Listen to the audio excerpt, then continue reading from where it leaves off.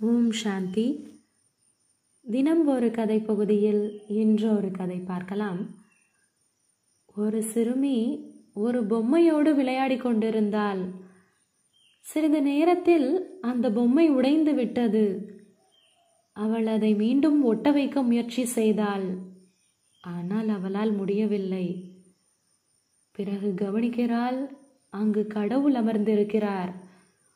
உடனே அவள் கடவுளிடம் சென்று தன் பொம்மையை கொடுக்கிறாள். இதை எனக்கு சரி செய்து கொடுங்கள் என்று கூறுகிறாள். கடவுள் அதை வாங்கி சரி செய்ய முயற்சி செய்கிறார்.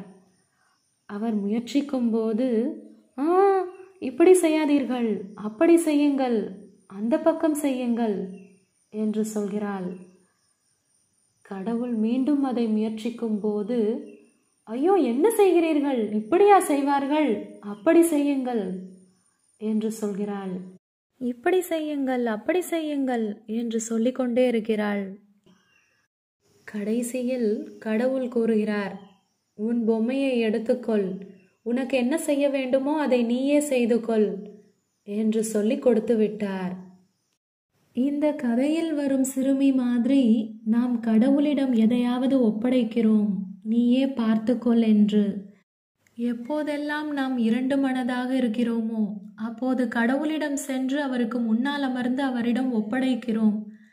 ஆனால் நாம் என்ன செய்கிறோம்? உண்மையில் நாம் ஒப்படைப்பதில்லை.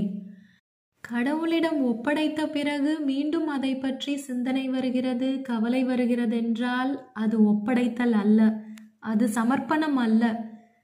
கடவுளிடம் ஒப்படைத்த பிறகு கடவுளே எனக்கு இப்படி செய்யுங்கள், அப்படி செய்யுங்கள் என்றால் அவர் நீயே பார்த்துக்கொள் என்று விட்டு விடுவார். உங்கள் ஆசைகளை கூறாதீர்கள், உங்கள் கருத்துக்களை கூறாதீர்கள், அவர் முடிவு செய்யட்டும்.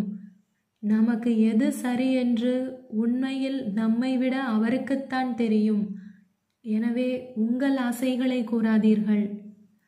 உங்களுக்கு என்ன செய்வதென்று புரியவில்லை, அப்போது கடவுளுக்கு முன்னால் அமர்ந்து கூறுங்கள், கடவுளே என்னை வழிநடத்து, எனக்கு உண்மையிலேயே இந்த இடத்தில் என்ன செய்வதென்று புரியவில்லை, நான் எந்த பக்கம் செல்வதென்று கேளுங்கள். அந்த தெய்வம் வழிகாட்டும்.